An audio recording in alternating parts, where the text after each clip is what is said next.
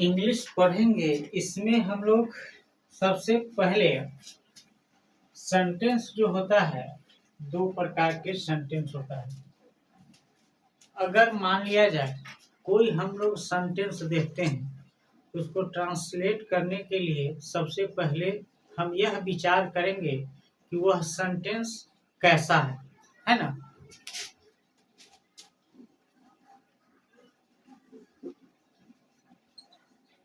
Sentence जो है दो प्रकार का होगा, है ना। एक्शन का और दूसरा नो एक्शन का।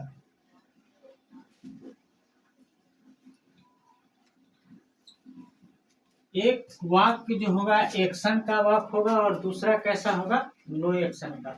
अगर कोई सेंटेंस देखते हैं, आप उसको इंग्लिश हिंदी में सेंटेंस देखते हैं, अगर उसको इंग्लिश में बनाना चाहते हैं तो सबसे पहले आपके दिमाग में थॉट आना चाहिए, विचार आना चाहिए कि वह सेंटेंस जो है किस प्रकार का है, एक्शन का है या नो एक्शन का है ना।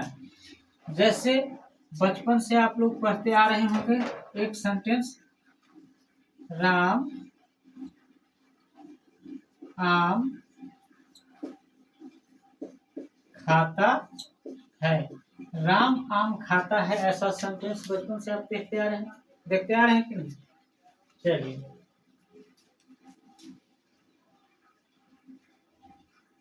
राम एक लड़का है। यहाँ पे यह समझेंगे कि इंग्लिश में कोई भी सेंटेंस को छोटा से छोटा सेंटेंस को बनाने के लिए उसमें बहुत सारा रूल काम करता है ना। लेकिन एक ही बार में सारा चीज नहीं बताया जा सकता है ना। तो हम छोटा छोटा चीज हम आपको समझाने का प्रयास कर रहे हैं कि एक सेंटेंस में कितना चीज जो है रूल काम करता है। तो हम पहला रूल नंबर हम यहाँ पे ये चेक करेंगे कि यहाँ पे जो सेंटेंस दिया हुआ है वह सेंटेंस एक्शन का वाक्य है या नो एक्शन का वाक्य है, यह पता करेंगे। अगर हम कोई सेंटेंस देखेंगे तो क्या पता करेंगे, वह एक्शन का वाक्य है या नो एक्शन का। तो आपको पता कैसे चलेगा कि वह एक्शन का वाक्य है कि नो एक्शन का। तो जिस सेंटेंस में, अगर आप सेंटेंस हिंदी का पढ़ते हैं, अगर आपको पता चल जाए कि उसमें काम हो रहा है, क्या हो रहा है, काम हो रहा है, तो वह सेंटेंस कैसा होगा, एक्शन का वाक्य होगा। जैसे देखिए, राम आम खाता है, तो राम क्या कर रहा है, खाने का काम कर रहा है ना। लेकिन यहाँ पे देखिए, राम एक लड़का है, इसमें कोई काम नहीं हो रहा है, बस वह लड़का है, उसकी उपस्थिति हम लोग बता रहे हैं, है ना। वह लड़का है ना, इसमें कोई काम दिख रहा है, नहीं दिख रहा है। तो दो प्रकार के सेंटेंस होंगे। जिस सेंटेंस में काम होता है उसे हम लोग क्या कहते हैं, एक्शन का वाक्य। और जिस सेंटेंस में काम नहीं होता है उसे हम लोग क्या कहते हैं, नो एक्शन का वाक्य। तो हिंदी का अगर आप वाक्य देखते हैं तो उसके बारे में सबसे पहले आपको विचार आना चाहिए कि वह एक्शन का वाक्य है या नो एक्शन का वाक्य है। इतना समझ में है। जिसमें काम होगा वह क्या होगा, एक्शन का वाक्य, और जिसमें काम नहीं होगा वह क्या होगा, नो एक्शन का वाक्य, है ना। तो एक्शन के वाक्य में क्या लिखेंगे, जिसमें क्या हो, जिसमें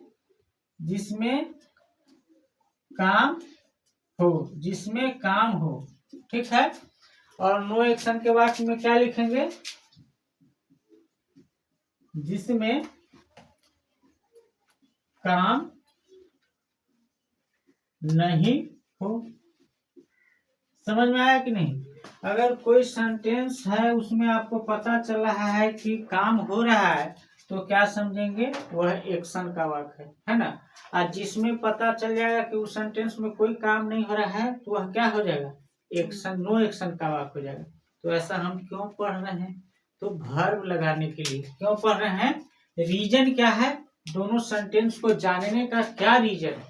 तो दोनों सेंटेंस को जानने का यह रीजन है कि आप पता कैसे चलेगा कि किसमें कौन सा वर्ब यूज करेंगे, है ना।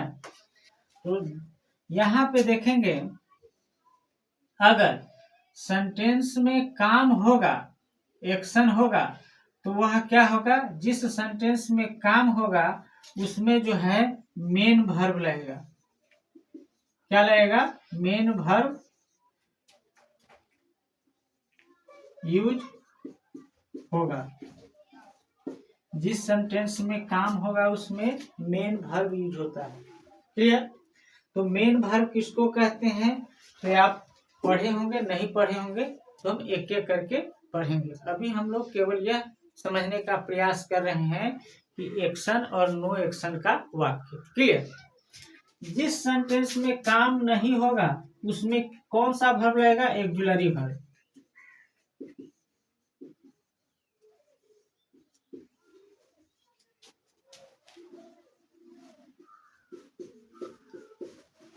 जिस सेंटेंस में काम नहीं होगा, अगर नो एक्शन का वाक्य है तो उसमें क्या लगेगा, ऑक्सिलरी वर्ब। ऑक्सिलरी वर्ब की संख्या कितनी है, टोटल 24 है ना। ऑक्सिलरी वर्ब की संख्या क्या है, टोटल 24 है। तो 24 को छोड़ करके जो भी वर्ब है वह सब क्या है, मेन वर्ब है। कभी कभी ऑक्सिलरी वर्ब भी मेन वर्ब की तरह काम करता है, लेकिन वह अभी आपको जानने की जरूरत नहीं है। तो ऑक्सिलरी वर्ब 24 फिक्स है, is, am, are, was, were, है ना, will, shall, would, should, can, could, need, dare, used to, है ना। ये सब जो टोटल 24 है, हैज, हैव, हैड, है ना, डू, डज, डिड, ये टोटल कितने हैं, 24 है। वो आगे हम लोग जब वर्ब पढ़ेंगे तो पढ़ेंगे। तो 24 क्या है, ऑक्सिलरी वर्ब है। और उसके बाद जो भी वर्ब बच गया वह कौन सा है, मेन वर्ब है। कभी कभी ऑक्सिलरी वर्ब भी मेन वर्ब का काम करता है। यहाँ हम वर्ब पढ़ नहीं रहे हैं, केवल समझने का प्रयास कर रहे हैं कि एक्शन का वाक्य क्या होता है और नो एक्शन का वाक्य क्या होता है। तो मेन वर्ब में अगर एग्जाम्पल देना चाहे, है ना, तो मेन वर्ब में अगर आप एग्जाम्पल देना चाहे तो क्या हो जाएगा, वो भी क्या है, मेन वर्ब है ना। इसके बाद ईट क्या है, ईट जो है आपका कैसा वर्ब है, मेन वर्ब है। ईट कैसा वर्ब है, मेन वर्ब है ना। डॉट डॉट एक। तो यहाँ पे ऑक्सिलरी वर्ब हम लोग देखेंगे, है ना। तो ऑक्सिलरी वर्ब में क्या हो जाएगा, सबसे पहले इज, फिर इसके बाद एम, आर, वाज, वर, है ना, डू, डज और डी। ठीक है। इसके बाद has, have, had, have, had, has, had. ठीक है। इसके बाद जो आपका आ जा रहा है ना, विल, शैल, है ना, will, shall, would, should, would, should, है ना, can, could, may, might,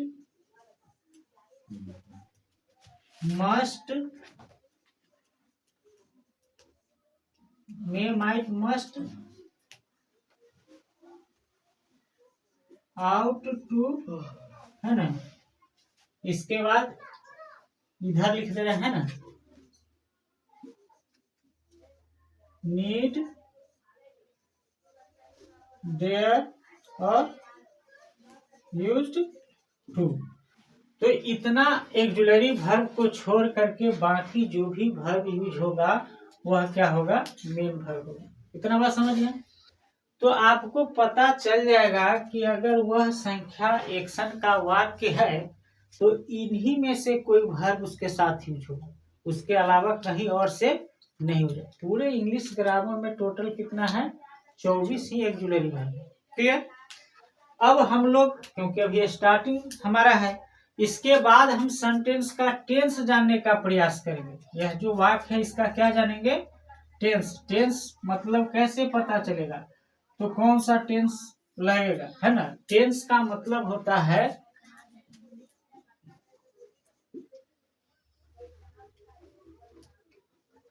tense का मतलब होता है वर्ब, है ना।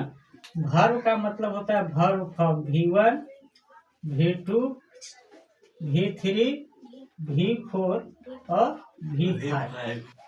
हम इसी से डिसाइड करते हैं कि कौन सा टेंस लगेगा। तो हम जैसे यहाँ पे अगर V1 और V5 रहता है तो यह कौन सा टेंस हो जाता है?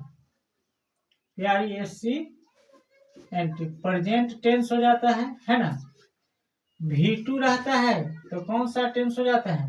पास्ट, है ना। मुख्यतः ऐसे देखा जाए तो प्रेजेंट पास्ट टेंस ही होता है, फ्यूचर टाइम होता है, टेंस नहीं होता है। ये एडवांस लेवल की बात है, आपको समझ में नहीं आएगा, है ना। V3 से परफेक्ट की बात होता है और V4 से कंटिन्यूअस की बात हो रहा है ना। तो यहाँ प्रेजेंट पास्ट टेंस तो दिखा, फ्यूचर टेंस तो कोई दिखा नहीं, वो आगे पढ़ेंगे। लेकिन आप समझ जाएंगे कि वह सेंटेंस जो है वर्तमान की बात कर रहा है कि पास्ट की बात कर रहा है कि भविष्य की बात कर रहा है। हिंदी में आपको पता चलेगा। तो जब हम टेंस पढ़ेंगे तो पता करेंगे कि टेंस कौन सा लगाना है। क्लियर?